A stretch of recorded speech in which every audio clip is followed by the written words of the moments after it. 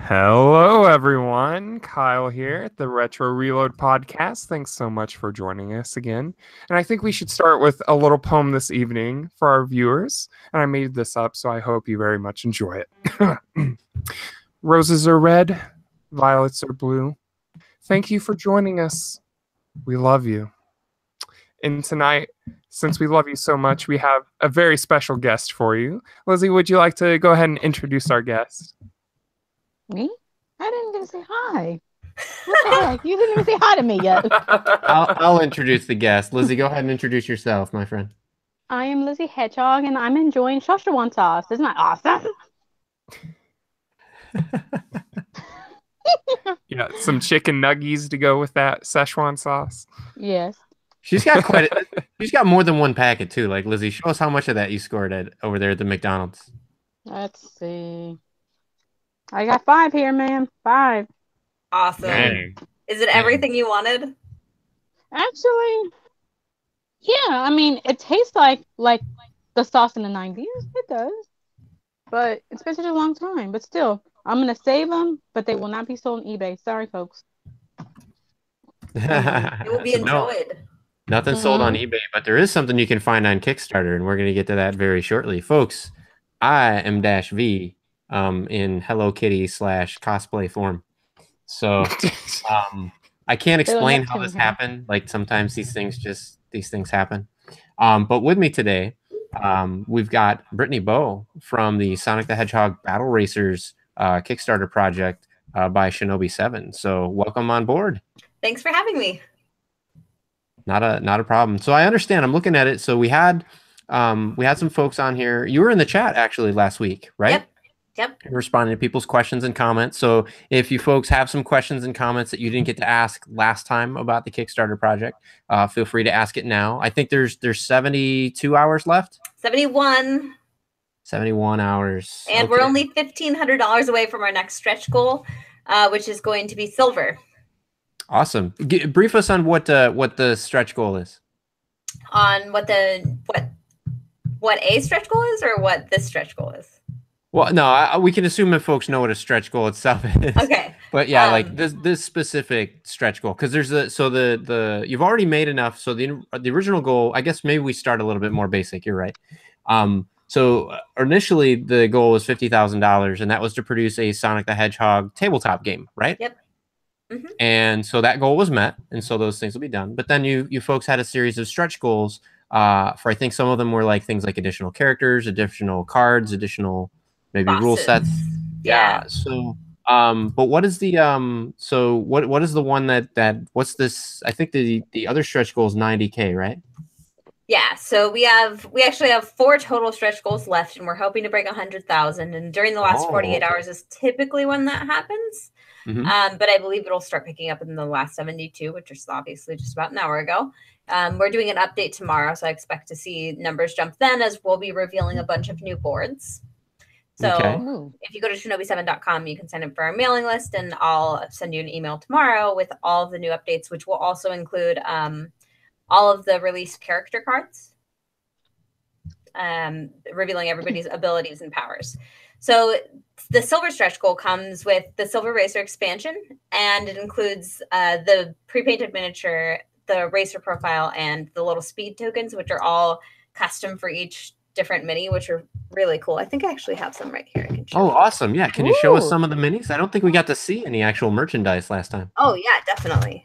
Yeah, because I have the only copy. Benjamin doesn't have anything. Now, I want to be clear. Like, these are prototypes, right? Like, the final thing could be changed or tweaked, right? Oh, the final thing's definitely going to be changed and tweaked a lot. Okay. We've actually already revealed all new boards. Like, actually, so these are the boards, what the boards look like in prototype form. But these are, honestly, we didn't even hire an artist for these. These are just like somebody on the team put them together. And so they're really simple. This is not what the final is going to look like. I can probably send you the file so we can show that off. But what I was talking about with these little speed tokens, they all have individualized, like, Oh, Oh, adorable. It's Knuckles. he has a little. Oh, that's nice. Hang on, let me give you the floor. Can you hold them up again? Yeah. That's awesome. Oh, that's adorable. Yeah. Now, is it bad? Like, I always liked like I liked Sonic, but then when Knuckles came out, I liked Knuckles more only because he could punch things. That's fair. I mean, the spiked fists are pretty powerful. They're Oh, yeah. way cooler than just being able to run fast. It made me like I'm playing Sonic the Hedgehog, but I can almost feel like I'm playing Double Dragon. I like it.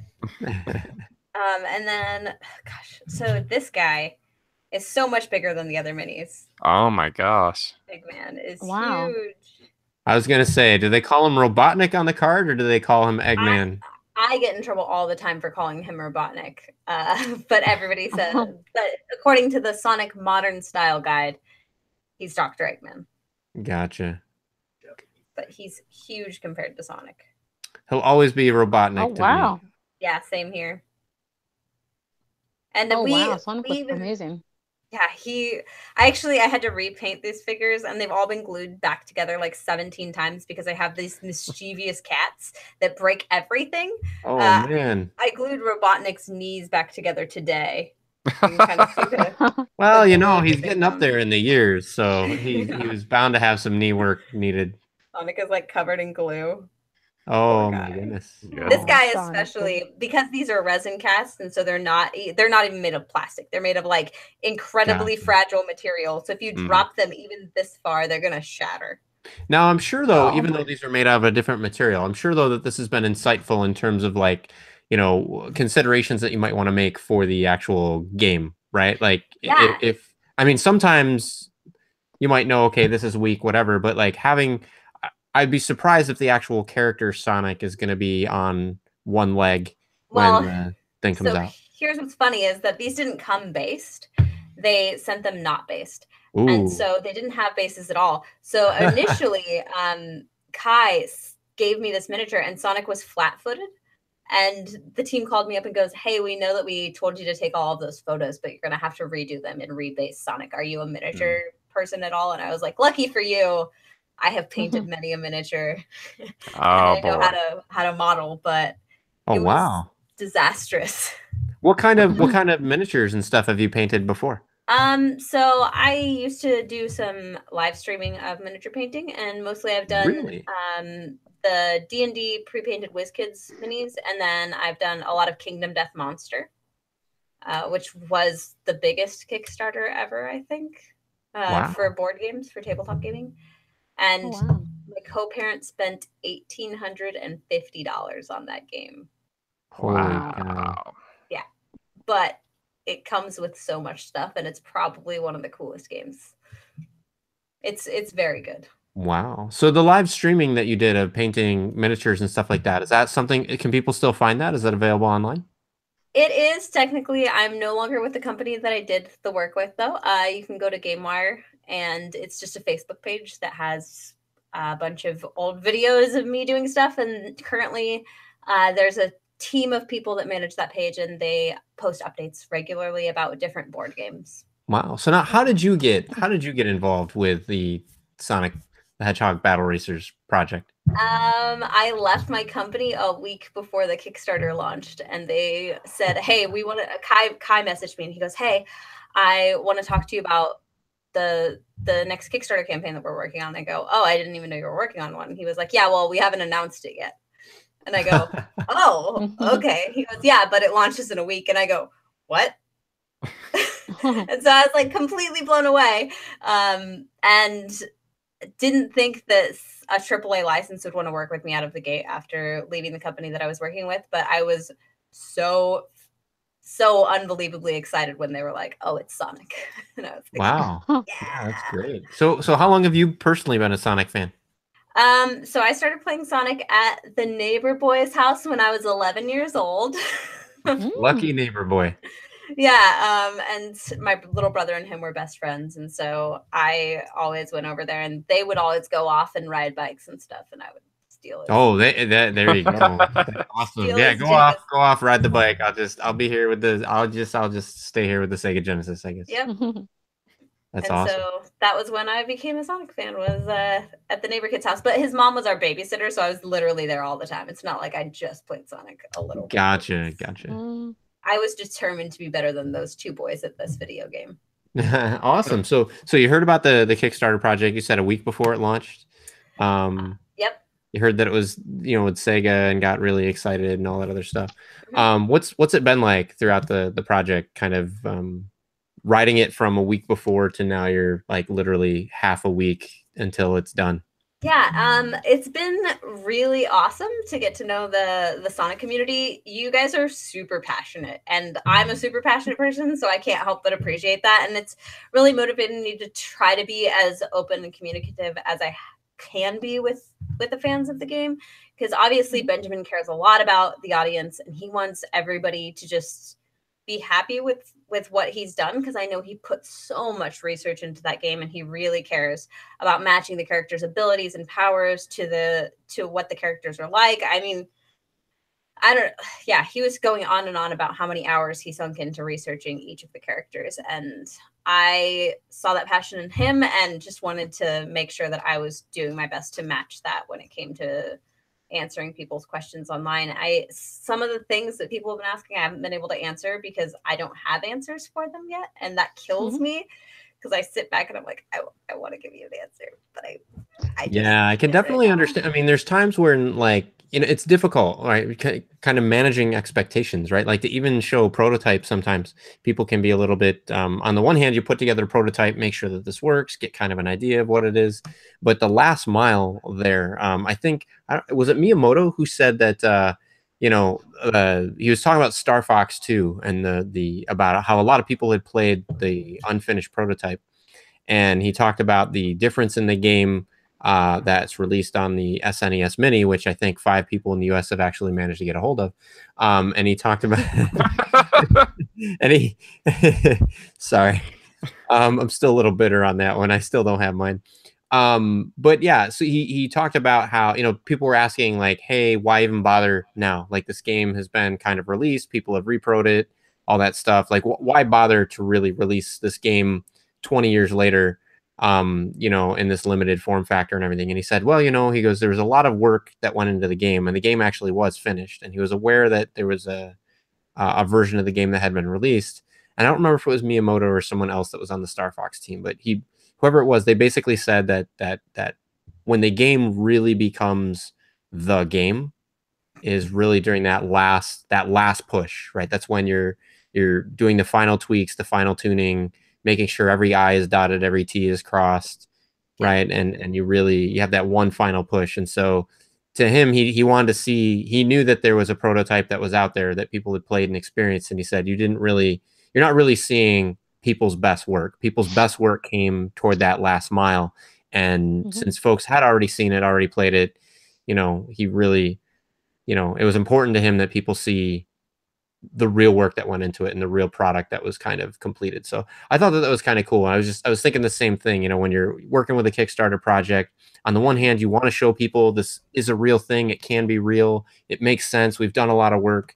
But at the same time, you're not necessarily at that last mile, right? If you were done, you probably wouldn't have a Kickstarter, right? Right. Until we hit send to the printers, we're going to be improving this game every step of the way. And right. That's what I want people to keep in mind, is that like the work doesn't end when the Kickstarter ends. Like you're backing us as a company and what we're working toward, which is to deliver you the best Sonic game possible in a tabletop game. Oh yeah. In some cases, right, that's when the pressure's on, right? Like, okay, we got the money.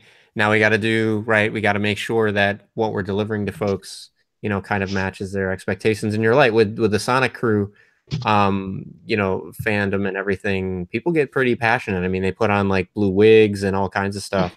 Yep. Actually, let me see if I can find the new Sonic boards, because I know we showed them off. I just need to find where they're at file-wise. Awesome. All right. In the meantime, I'm going to be talking about some folks from the chat while you're looking that up. Have some questions. First, Lister's Mate loved Kyle, your poem there at the beginning of the show. It was beautiful. So he also says that what kind of die is the board game going to use? Is there a particular reason why you're using the die that it uses? So I guess he's wondering like maybe how many sides it has, you know, things like that. The die? Yeah. Is there a dice that you roll? I think it's card based, right? Yeah, it's all card based. There's no dice in it. None at all. So Lister, yeah, it's all card based. So and I think the reason for that is that they wanted to use cards instead of dice. Yeah, we didn't really want it to be luck based. It's a strategy game. I like how I'm talking like I'm all authoritative, like I know, but I'm just like I don't really know. So Okay, cool. I found the board. Awesome. we did mention, I just want to put in a plug. So last episode we did talk about this game quite a bit. We talked a bit about some of the inspirations for the game, other board games that maybe kind of influenced certain elements and things like that. So if folks have more questions about like the game and things like that. We even talked about some of the characters, right? Some people had questions about, hey, is this character overpowered? We talked about why do people think the character's overpowered, and the creator's take on whether or not he thinks that it's overpowered. So if folks want to see all those details, definitely feel free to jump back to the previous show. So again, we're talking about Sonic the Hedgehog Battle Racers. We've got Brittany Bowe with us, also known as Bebo, and she's showing us some stuff, showing us some wares, and taking us through some of the questions that we weren't able to get to, and we're getting to know a little bit about her. So you've been a gamer then since you were a kid, right? Oh yeah, my parents bought me an NES when they realized they didn't want to take care of me anymore when I was 3. And when they needed a babysitter and Yeah. babysitter was too expensive. Yeah. basically. Yeah, and honestly, the big thing for Sonic specifically was my best friend. We were 12, and she had Sonic 2, and it had the KOs in it, and we had like this insane KO garden, and played until our eyes bled every single night. It was that and Harvest Moon, A Wonderful Life, and that's all we played ever. And so I saved all of my money for months to buy a GameCube of my own, and those were the first 2 games that I bought. Oh wow.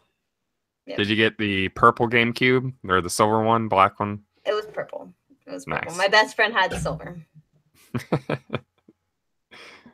I apologize. I'm looking for some reason, as luck would have it, the mouse battery died like literally just as you sent that picture. So I'm trying to figure out like how to get my mouse back here so that I can show off the picture that you shared with us in the chat. So in fact, the link, I think, Brittany, if you want to go ahead and share that with Kyle. I think Kyle, since you're a moderator, you can go ahead and share that right in the group chat. Right? Yeah, I can go ahead and put that in our live chat here. We'll put that in the live chat for you folks so that you can so that you folks can see that. Yeah, if they want to see anything else too, I have all the files. Ooh la la. And I think a bunch of this is on display also. Folks can go check out your Kickstarter project. You can look for Sonic the Hedgehog Battle Racers. I even punched it into Google and it came right up on Kickstarter. There's plenty of photos there. There's a video of it. So how many times have you played this game yourself, Brittany? Too many. I lost count. Double, triple digits, do you think? Oh, definitely double, not triple. Not quite triple. Gotcha. But I lose track of things after like So 5. about how long does it take to play a game? Like, let's say, I guess first of all, how many players is the game?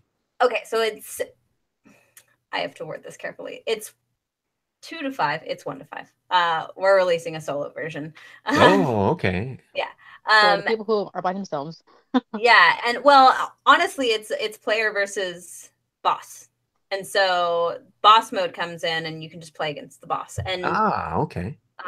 That's kind of cool because there's times where there's plenty of games that I have that I really enjoy, but unless I'm going to play like a digital or like a console version of the game, like a lot of games don't really have a single player mode. And Sonic certainly started out as a single player affair. So depending on when you came into Sonic and became part of the fandom, I know I came in and played. It was a similar situation to you. I had a friend that had a Sega Genesis. I had a Nintendo at home, but a friend of mine had a Sega Genesis, so I could go over and I could play occasionally.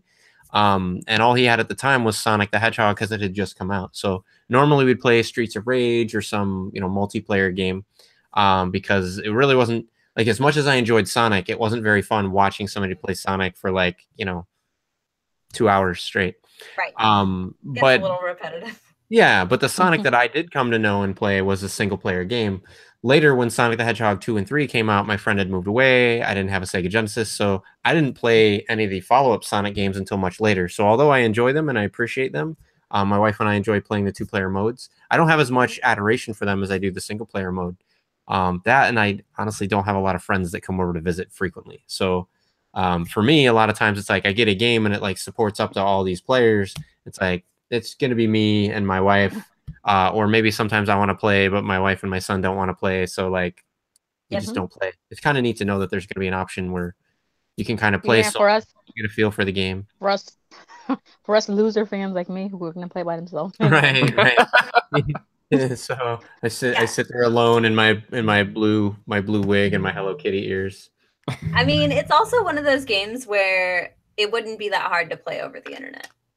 Like it wouldn't be that hard to just have like an extra webcam set up and be like, because you're drafting cards, right? And so it's kind of public information, so you could have those cards face up on the table, and it wouldn't make that much of a difference because you're drawing from a public pool of 4 cards. So it's not like everybody wouldn't be able to memorize what's going into your hand in the first place, right? So you could throw a webcam on a table and easily play with open hands. So my goodness, I have to say that sounds like a follow-up episode. So yeah, well, and sometime in the future. It doesn't have to be. I'm thinking of the what is that? I forget. It's the board game thing they have on Steam for the PC where you can actually board games like Zombie. Yeah, that's what I'm thinking of. There's like 6 of them. Yeah, there's Tabletopia, there's Tabletop Simulator, and there's another one. That's the one I'm thinking of is the Tabletop Simulator. Yep. Well, here, I was gonna ask, do you think you guys will release any special editions that are like exclusive to GameStop or Toys R Us or something like that? Do you think y'all would do that?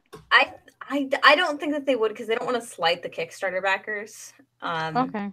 But I do wonder if they did do that, if they would just be individual character packs. Like, here's a character pack, you can buy it by itself. It wouldn't be like included in the base game, so you have to buy a whole second copy of the base game. Oh, so like Super Shadow, Super Silver, Super Sonic. That'd be kind of cool, like a special little pack. Yeah, I think it really depends on how well the game does in those stores. Currently, it's only set for a hobby release, and so it's not mass market. Technically, so Barnes and Noble is technically hobby, though. Okay. Well, but that answers a question though. Like folks that are wondering, hey, will this only be available via Kickstarter, or is there going to be other opportunities to get it? I would definitely say folks that want to. I'm sorry, I'll let you. It looks like you had a comment. It's just it's a hobby retail, so like your friendly local game store. Basically, anybody that's just like a mom and pop shop is where you're going to see most of the copies go. Okay, fair enough. So you're not going to walk into Walmart or Target and see. No. It's not mass market. And certainly, I think this was mentioned. Before. Anybody that's thinking like, "Oh, I don't have to contribute to the Kickstarter." I'm sorry, I'm kind of fiddling with the USB cable so I can show some of these pictures after I plug my mouse back in. Anybody that's thinking, "Oh, I don't have to contribute to the Kickstarter. I could just wait and get it from my local mom and pop shop later."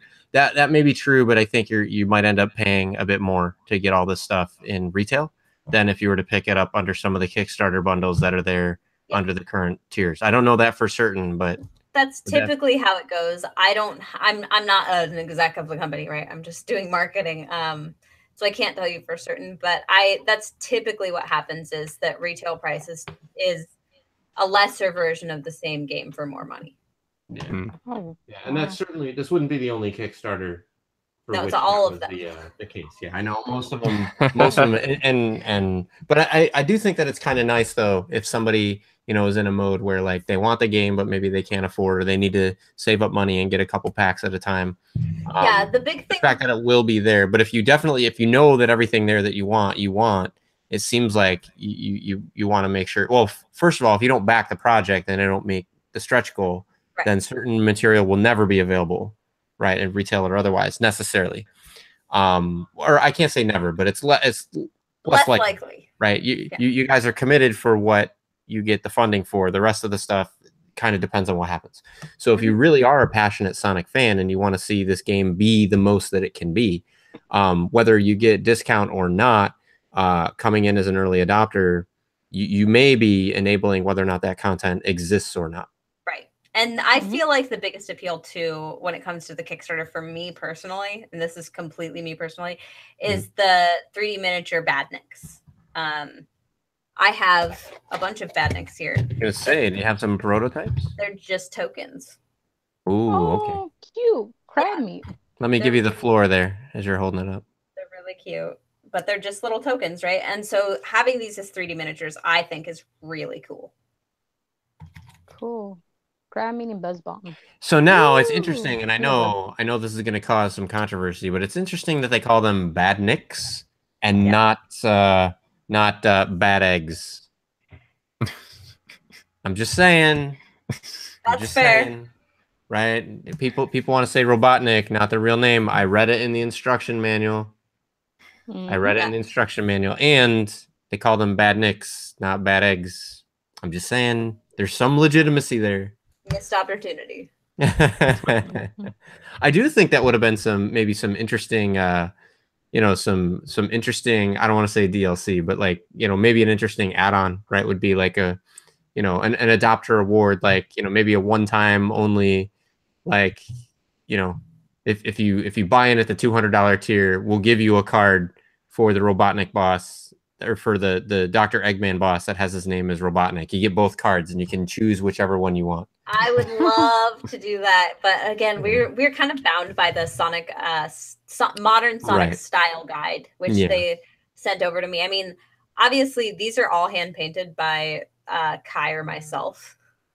Good work. Can you hold that up a little bit closer so we can see the detail work and stuff? These are really good, really detailed. This one I did, and then Amy. That's lovely. Thank you. And Kai did Eggman, who is really well done, I think. Yeah, that's really nice. Oh wow. His mustache is so obnoxious. You know what I mean? Like, yeah, it's pretty good.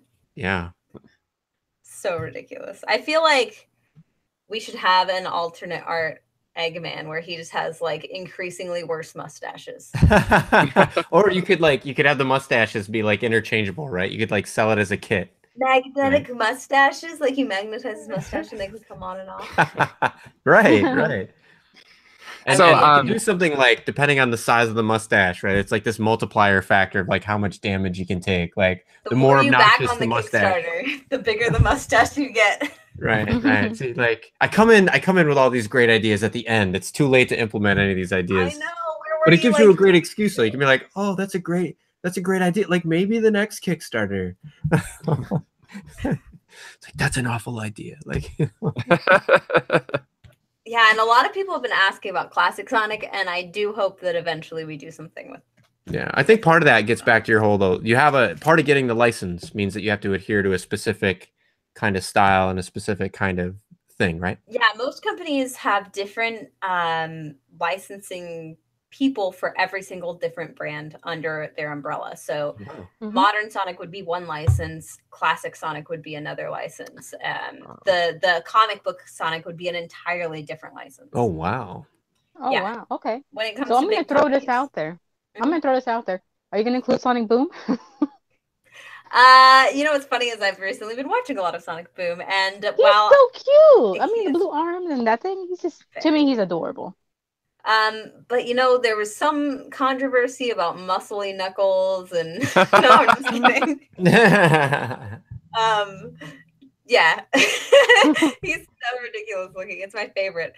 But I would love to see future editions of this game, but I do think that each of the licenses would have to fall under a different umbrella, and so we would have to have, honestly, probably an entirely separate Kickstarter for something like that. But I can't say for sure because I'm not the person working directly with Sega on this. Yeah, I think what's nice is you folks have provided, I think to your point, you've been totally open. You've shown some really good images and videos of the game and stuff like that, and especially like with the mock-ups and the prototypes and everything. So I think that folks can certainly, the style that you're showing, that's what they can kind of hang their hat on. This is the style that you're going to get. If you're expecting a different style, don't be disappointed. Don't be surprised. Like you're seeing in terms of the canon that they're adopting for Sonic, you're seeing that appropriate canon. Now, whether or not Sonic's going to be like this or like this or like this. Like Right. they don't know. They're gonna work out what's best, what's most durable. And Lister kind of has a question according to that. Maybe you know the answer to this, maybe you don't.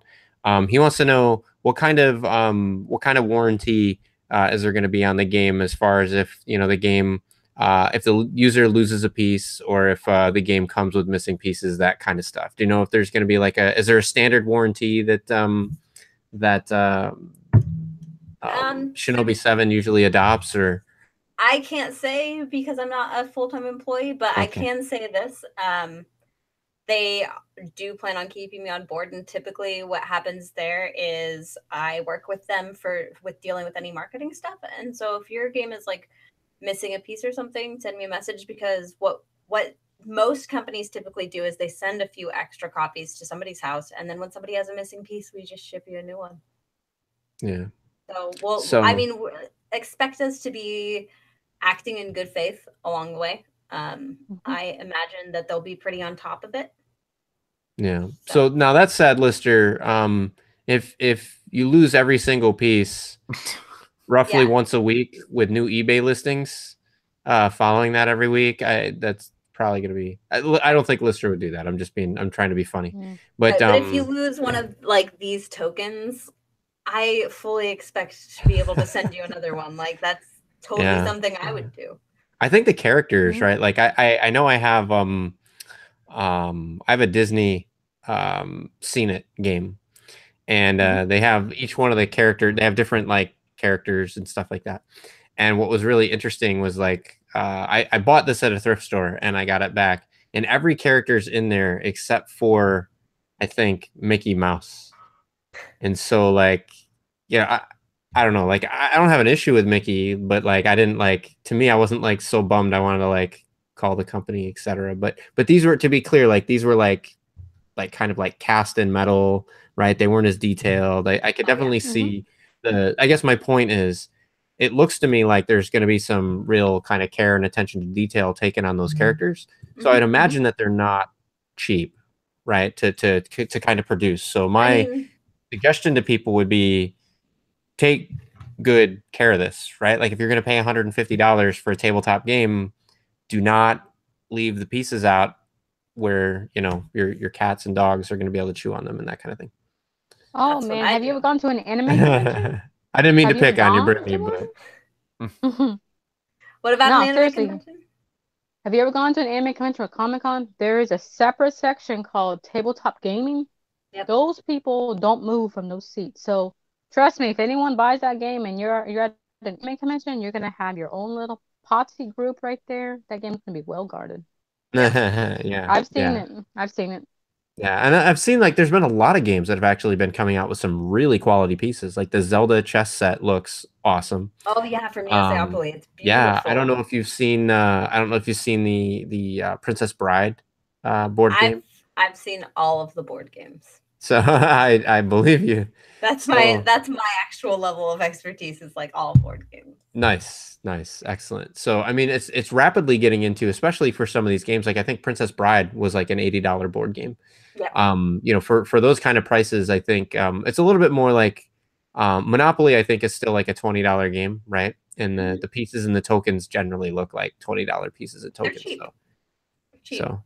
Yeah. Tabletop games, honestly, like we were talking about the stretch goals on the Sonic Battle Racers, and when we have stretch goals set at like $5,000, that's because it's going to cost us $5,000 to add those extra miniatures to every copy of the game. That's what people don't realize, is that like there is a genuine cost very closely associated with exactly what we're putting in the box. Yeah. So we talked about the number of players. It's between 1 to 5 players. How long about does it take to play a game? Let's assume like 2 to 3 players. How long does it, based on your experience, how long does it take to play a game? So when we played 2 players, it took us about 45 minutes, maybe 50. And so I would say 25 minutes per player. Okay. And so, if you're playing a 3-player game, it's probably going to take closer to like 75 minutes. Okay. And now part of this, we were talking about last episode, part of this is based on, like if you had multiple boards or whatever, you could actually stack and extend the track, right? Oh yeah. So you could make the game. I don't know if you can make the game quicker than 25 minutes per person, but it's definitely seemed like you could make it longer. We tried it. So Jameson and I when we were filming the first video, we were talking about making the track shorter just for the demo video. Yeah. But the problem is that the first half of the game, I was really far behind. And then the second half of the game, he was really far behind. And then by the third round, we were neck and neck. Gotcha. And so I feel like three of these total boards, in addition to the corners, which are these. There's the start of the track, one of these, then one of these, and then another one below it, and then you repeat once, and then there's the finish line. It balances out at about 3. So I would say you could extend it to be twice the length and make it 6, but you're going to experience a little bit of imbalance if you have an uneven number, in my experience.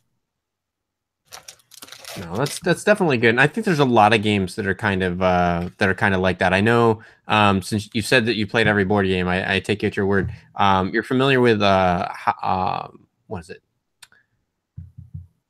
Haunted House on the Hill or Betrayal at the House on the Hill. Betrayal at the House on the Hill. Thank you. I love that game. My wife and I have that game. Plus, we have the expansion. And what I like about it is once you learn the first half of it, the setup in the first half goes pretty quickly. But one of the challenges about it is depending on how quickly depending on how much of the house you're actually able to explore. It's like a tile-based game, and you set down rooms in the house and you explore, and you can explore based on your speed. If you're really unlucky and you end up activating the haunt when you've not even built out like more than like a couple of rooms in the first floor, you're basically screwed. You're like guaranteed to like die, because the bosses, the different betrayers, right? The whole end half of the game literally changes based on there's this giant thick instruction manual for the betrayer and then an instruction manual for the heroes, right? It starts out everybody's co-op and you're helping each other, and then something happens and either you have this unknown aggressor, or more often than not, the person that triggers ends up dying and becoming the villain, and then they end up, right, hence betrayal. And then, you know, they could be Invisible Man, they could be a vampire, they could be a werewolf, tentacle monster, whatever. And so all this stuff happens. I'm serious. He laughs because he thinks I'm joking, but I'm dead serious. It's true. So all these are an actual game mode, and there's like 69 or 70 different game modes that you can have before the expansion even. Yeah. And it's all based on what room were you in, what character were you, right? What card did you draw? And so it's really like luck of the draw. But and even the tiles that you're laying on the board are luck of the draw too. Sometimes you'll end up with like an underground pool in the attic. And you're like, what's yeah, what in the world? Oh, wow. How is this even possible? Yeah. So but what's really kind of challenging about it is a lot of the bosses start out incredibly overpowered. And so unless you have a lot of room to run and you've got a lot of extra characters and things like that, and you have room to kind of, to your point, Brittany, unless you have like room to basically absorb some of the damage the game is going to deal out. It's interesting how if you've built out the house across like 2 or 3 floors, I'd say 3 floors, it's almost a guarantee that you're going to beat the aggressor if you've got like 3 or 4 players. So right. But if you have less than 1 floor, or you only have 1 to 2 floors, the aggressor, no matter how many players you have, is almost always just going to kick your butt, because you can't run far enough. It makes it easier to run away, for sure. Also, it's super important to have ways to travel easily from one floor to the other, because the staircase is not going to cut it. But my friends and I, the last time that we played that, we like kind of all just vowed to never play it again. Terrible. Well, what's difficult is the end half of the game, right, totally changes. So if you're playing with folks that are new to the game already, for them it's brutal. It could take 8 hours to finish a game. We were playing, this was terrible. So we were playing in Seattle, which is very, very liberal, right after the election, and there's a Trump scenario, and everybody just fell silent and got so uncomfortable. Like, it was written by Zoe Quinn. And everybody was so uncomfortable. And my friend who had to play the evil character, which was like, you know, some evil president-y like figure, Like, she is so opposed to that. Like, she's transgender. She was just like, I don't know what to do with this. I'm uncomfortable. Everybody at the table's uncomfortable. And so we're all just like, can we just collectively decide to put this away and never do this again? And they were like, yeah. Yeah. And oh like, my goodness. I get that it's supposed to be scary, but like, it was too real. It was too real for everybody in the room. Gotcha. Well, fortunately, I've never had any incidents with a with a werewolf or a vampire. Like so far, all the ones, my bride was not a corpse bride. So fortunately, all the aggressors that I unlocked weren't anything that were like related to things that I had bad memories of. But I could definitely see how that would leave a bad taste in the mouth for the game. For everybody in that room, yeah, I was just like, this is hard. And we understood that it was supposed to be scary, but it was like too soon. So it was interesting. So my mother-in-law and my father-in-law will never play the game with me again. What did you do? Okay, you want to hear the story? We got time for the story? All right. So we're playing the game, and it was the first game that we'd played with them. And Lisa's dad doesn't really play a lot of board games in general, so this was already like amazing. So what happens is we're all playing the game, and we're in the first half, and we get a nice layout of the house and all this other stuff. And what ended up happening was Lisa's dad was the one that triggered the haunt. And so he immediately dies and becomes the aggressor. And the aggressor is he becomes a werewolf. And, now he has to chase the other people through the house and attack them. And if he defeats them, then they become a werewolf. And they have to, well, if he bites them, then they become, you roll the dice to like do a bite, and then you roll the dice to try to evade. And if you evade, then you're fine. But if he successfully bites you, then you have 3 turns before you become a werewolf. Right. So what happened was he became the werewolf. He goes to, my son is all like, oh, wow, I want to be a werewolf just like grandpa. Right. And I want to help him take out everybody. So my son starts running through the house toward grandpa, so that he can get bit and become a werewolf. Meanwhile, my wife is like she's at the like swimming pool in the indoor underground swimming pool in the attic, right? Yeah. And meanwhile, I'm like just like maybe 2 moves away from like the father-in-law coming in and killing me. So I already had, the way the game had played out, I had the gun, and my my mother-in-law had the silver bullets. So we worked it out where she was going to meet me somewhere. And in the process of meeting me that someplace, she encounters, the way the speed worked out, she had more speed than the werewolf. And so, but she ended up getting bit before she could get to me. So she gets to me with 1 turn left before she turns. I still have another turn before, like the very next turn, my father-in-law is going to catch up with me, and there's this long hallway, and the gun you can shoot down the hallway, right? So I have her meet me in the middle of the hallway. So she meets me on her turn, gives me the bullets. On my turn, I run away from her, and then I shoot her through the hallway. I go to the end of the hallway, and then I shoot her and kill her, right? In the game. Right. And she was so upset. She's like, why did you do that? I go, because I'm 1 turn away from having you become a werewolf and be chasing after me while your husband's chasing after me. And then my son is inevitably going to catch up, and I'm going to have 3 werewolves after me. So I need to take out you before you turn, and I have to now dodge you and your husband. And, the husband, like he was already in the same hallway. So once I took her out, I had a clear shot to the werewolf. And so like the next turn, he tried to get to me, but he couldn't get all the way to me before he got like 1 room away from me. And then my next turn, I shot him and took him out. And so my mother-in-law was so upset that I didn't why did you kill me? I hadn't turned yet. I'm like, but you would. And then I think the worst part was, so she turns to my wife and's like, do you see what she did? And my wife, I love her so dearly. She goes, it was strategically the right move, right? He did a survival-based move to save himself and his family from an imminent threat. And she goes, Mom, I'm sorry. I would have done the same thing. And her mom just looks at me and is like, you did this to her. My daughter would never, right? My daughter would never shoot me if I weren't a werewolf. Right. Also, I gotta say, I saw this in your background and immediately laughed. Oh my goodness, yes. Yes. It's a good, I don't care what, I've gotten so much flack from people in the chat and on Twitter, like, dude, what's with the Orphan Annie I thing? will It's fight like, them for you. thank you very much. Because they're like, what's that got to do with video gaming? And I'm like, well, nothing, but the show is Retro Reload, so I can celebrate retro for more things than just games, right?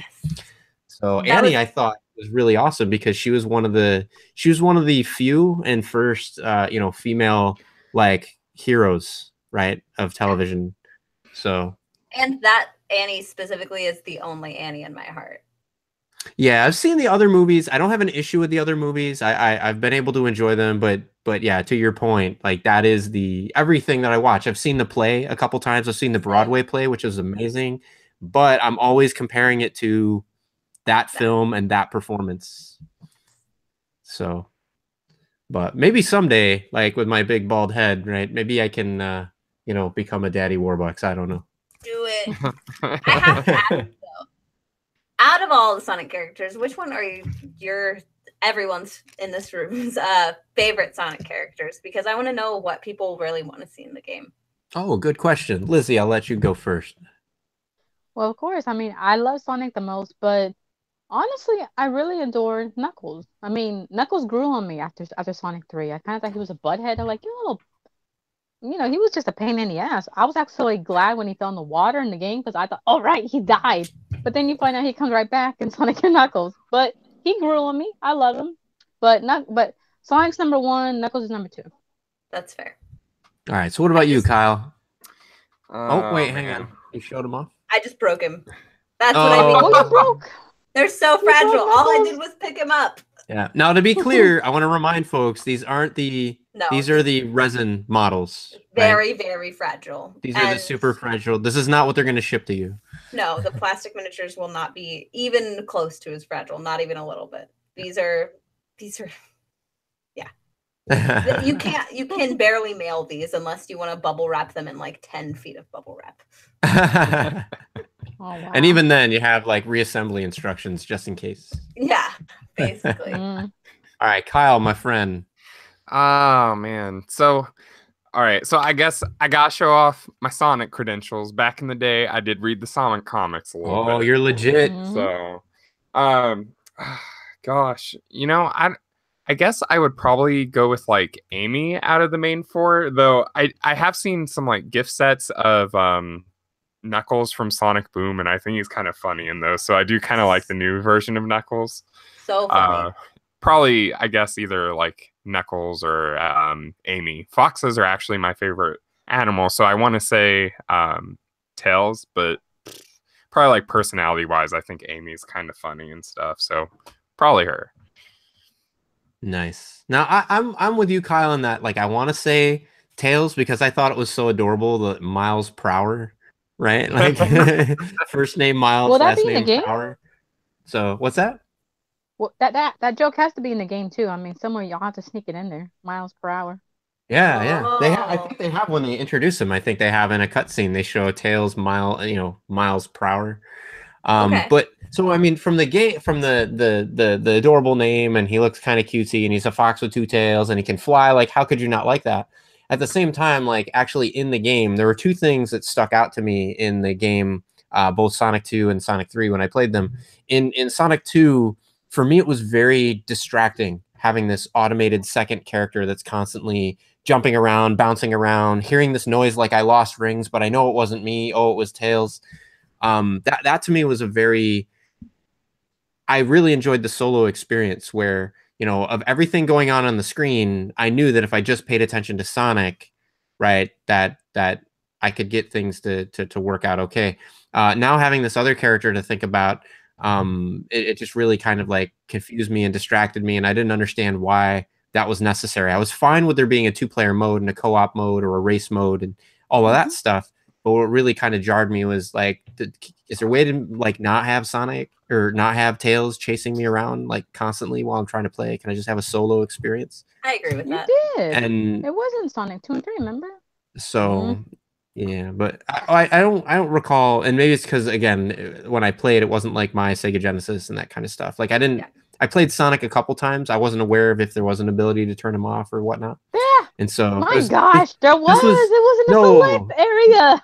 No, think about it though, right? It's my friend's Sega, right? So if I want to play it most of the time, he's setting it up, he's starting it up, he hands me the controller, right?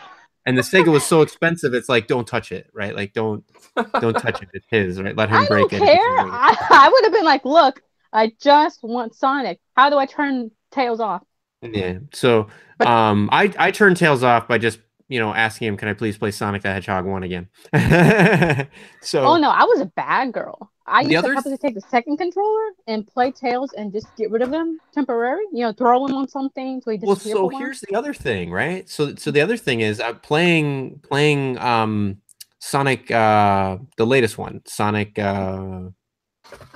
Mania, right? I've Yep. really enjoyed the game Sonic Mania, but one of the things that frustrated me about Tails is I can't seem to reliably utilize his flying power.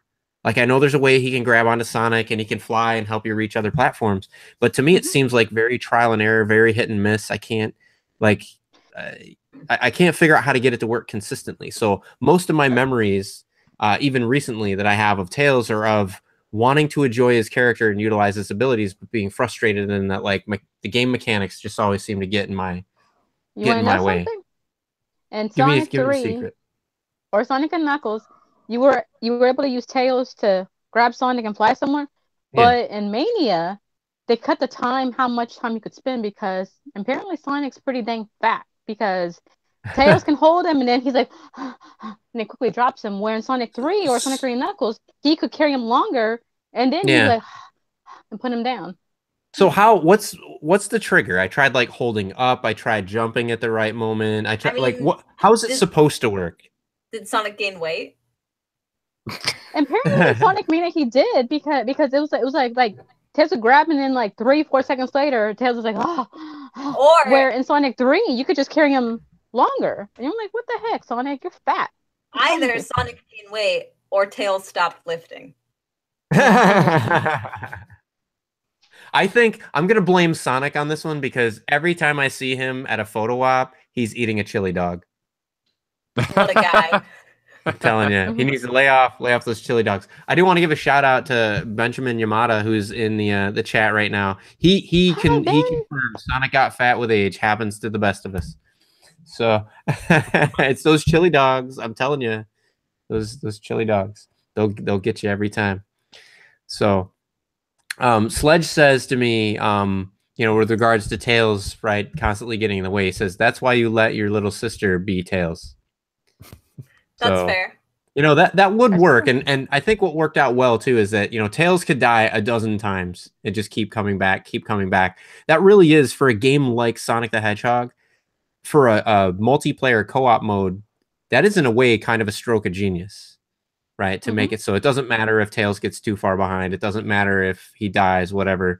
I mean, was Sonic the first game designed for like silencing your children and little sister? Like, was that the original intention? Was it like, you've got to give the other person the controller to shut them up? Right. Was that intentional to just make Tails useless? Maybe. I think so.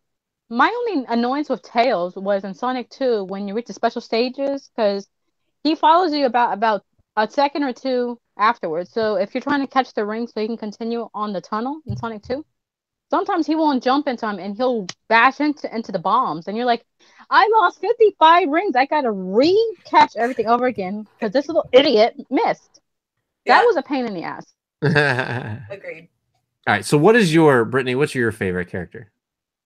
I mean, I probably got to say Knuckles too. Yeah. But when it comes to characters that are available on the Kickstarter in general, that's harder.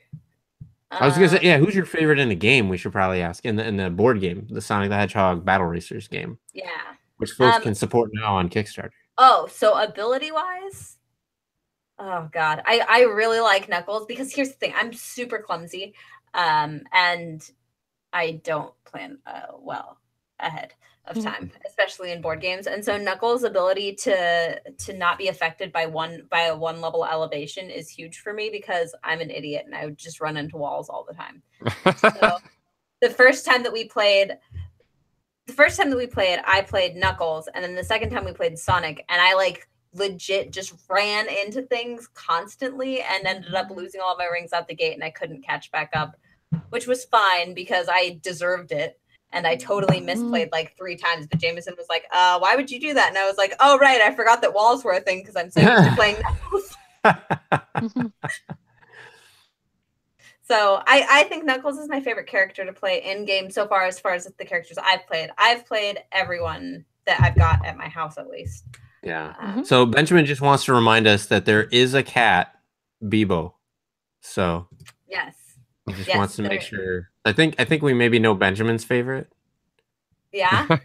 So because he said there is a cat, Bebo, and then he put in all caps there is a cat, and then he just started like spamming the chat with cat emojis. So awesome. I mean, I do love cats. I do. As far as characters that I haven't played yet, though, I am really excited for Big, and I really want to play Blaze too because I like her character card and I think it looks cool. I was reading some of her abilities and I think they're neat. So is she gonna burn stuff? Is she gonna burn stuff? Let me pull up her card for you real quick and I'll link it in the chat. But anyway, what you guys can keep asking questions because it'll take me a minute. Oh, I was wondering because one thing we had brought up last week was like, what characters would you like to add in the game if you could add any of them? Now I know some people, I kind of got them on the cover here, were wanting to add Sally Acorn, which I think is more popular in the comics and like the games and everything. I don't know. There's the Lizzie. Maybe you know who that is? The bunny girl on Bunny there. Rabbit. Yeah. Bunny Robot. Yeah.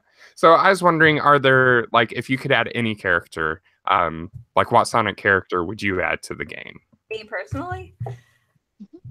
Yeah. I don't know. I think everybody's just got me on that Sally Acorn train because everybody was talking about it so much. That's the problem. I got to Wikipedia all these characters. Blaze, Sally Acorn. You got a Wikipedia Blaze? Okay. I'm old school. Like, do you see any of the newer generation Sonic games on my display? Fair. That's fair. So, not that I don't enjoy them. I'm sure, I'm not sure if I would enjoy them or not. I haven't tried them, but I'm more old school. What about a Chow? Will we see a Chow?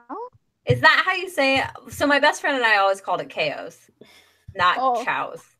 I was told it's Chow, and then there's Chaos. Well, it's like Chaos Emerald, or when Shadow says Chaos Control, but I was told it was called a Chow.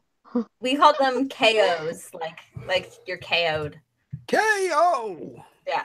And that was just the way that my best friend pronounced it. So I just picked it up from her because I don't think we ever were allowed to play with sound on the TV because our parents were like, we're giving you video games to shut you up. So I asked Benjamin in the chat, is Metal Sonic in the game? And he said yes. So I guess a follow-up question that I have is, and maybe this is answered already in the Kickstarter. So there's boss battles. Can you play as the bosses? Yes, you absolutely can. There are boss cards, and then they're all playable characters. Oh, excellent! So you could do nothing but a boss race if you wanted to. So you could have Dr. Eggman versus Metal Sonic versus Alien versus Predator versus Madonna. Yep. Oh my gosh, that'd be so awesome! Can you imagine Dr. Robotnik versus Dr. Eggman? That would be hilarious. Oh, that would be. That would be. You can't do that. They don't have Dr. Robotnik, but I'm sure somebody will come up with a fan version. I think we need a custom Lizzie the Hedgehog add-in for this game. Oh, there you go. I'm all in. That's for the $200,000 tier. If they hit $200,000, right? I think Lizzie would happily pay the whole. Yeah. If Lizzie pledges $100,000, they will make a character for her in the game. So I have Blaze's ability pulled up right now, and yes, so her power is Flame Pillar, and when using it, Blaze damages all erasers and badniks 2 spaces above and below her.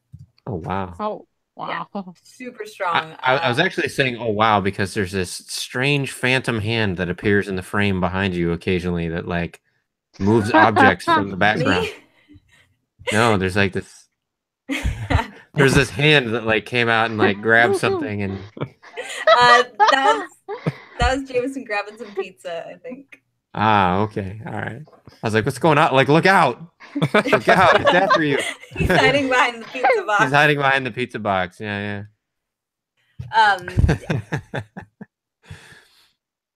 So Lister's mate wants to have a Jaleel White, aka Steve Urkel, bonus figure, right? Inside joke for the folks that are fans of the original Sonic comics.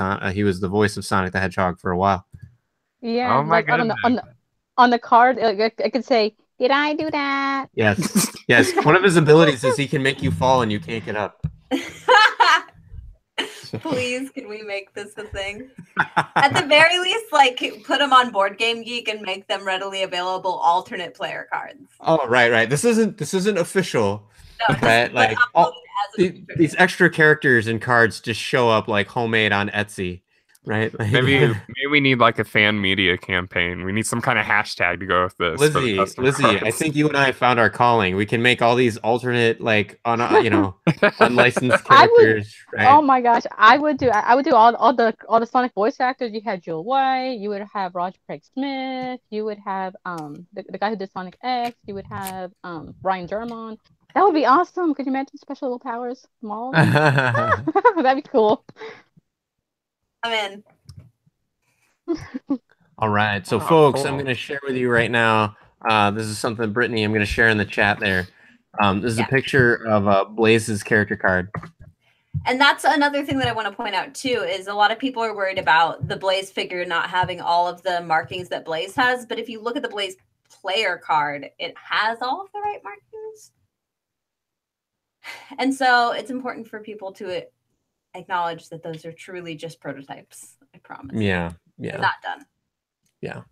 So I think we're at time. So unless folks have some additional questions, or Brittany, if there's anything additional you'd like to throw out that we haven't been able to cover in the last episode or this episode, feel free to throw out there. Basically, if I missed anything that people are really interesting as far as like player cards or boards that they want us to show off, feel free to tweet us at Shinobi7Games, and I'll be there ready and willing to answer your questions, either for me, Benjamin, or Kai. Obviously, I have access to them on a Skype channel. I can harass them all times of day. Just understand that I do sleep approximately 6.5 hours a night, sometimes. Unheard of. Unheard of. So, Brittany, thank you so much. I do want to give a shout out again. This has been Brittany Bowe talking to us about Sonic the Hedgehog Battle Racers, and we had Benjamin Yamada join us for a little bit in the chat as well. If you want to see Benjamin, that sexy beast, you can check him out in last week's episode of Retro Reload, where he talks to us about the game, some of the motivations, some of the inspirations, and answers some folks' questions. So, both Benjamin and Brittany, thank you so much for being on the show. The game that they're here promoting and supporting is Sonic the Hedgehog Battle Racers. It's a Kickstarter project for a tabletop game that you can see. They have met their initial goal of 50,000, but that's for the base game. They've met a couple of their stretch goals. There's still a couple though left. I think you said there's a 90 and 100,000 stretch goal.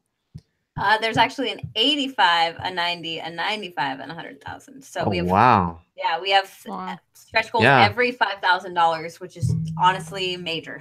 So right now they're really close, folks, to their next stretch goal. They're at 83,832. So they're 1,500 away. Yeah, they're really, really close to the $85,000 stretch goal there. So, so if you want to get it, now is definitely the time to check it out. There's 70 hours to go in there. So, if you're thinking about it, Sonic says you got to go fast. Got to think fast. So, in the meantime, folks, this has been Retro Reload. I hope that you enjoyed the show. Hope you got to ask the questions that you wanted to ask. It looks like a really awesome product. I think, even some of the prototypes and the mock-ups, I feel like the prototype, this has just been a really well-presented project. I think the transparency has been amazing. Sonic, over there with Lizzie is pretty excited about it. I love the attention to detail, even on the prototypes. The care and attention put into the game, it's clear that this is coming from fans to fans. So I'm really excited to see where this goes. And also, where else can you buy an assortment of plastic rocks. I mean, I don't know anywhere you can get those. You could use them for virtually any game. Yeah. So they've got. I'm going through some of the things that they come with. They come with the crab meat miniatures, Motobug miniatures. Do you call them spinner or spiners? Spinners. Spinners, I think is what we've Spinner been miniatures. They got a Metal Sonic figure. They've got a couple of different tracks. Plenty of boss cards. Like I mentioned, you can get 20 plastic rocks. Ooh, y'all gotta get Chili Dog on there. Yeah. Great for throwing at your friends too. Oh, absolutely. They got other characters too that they're working on, like Vector, Omega, Big. Some of these characters, make sure to go read the Kickstarter. Some of these might be stretch goal characters. So, but it looks like Shadow's in there. Is Shadow confirmed? He's locked in, or Shadow was the first boss that we unlocked and confirmed. So yes, Shadow is coming in everything above the super pledge. That's awesome. That's awesome. So, folks, check them out one last time. Sonic the Hedgehog Battle Racers on Kickstarter. You've got, let me hit refresh. 70 hours. You've got 70 hours left, my friends. So, got to go fast. And we will catch you. You gotta support it. We'll catch you next week.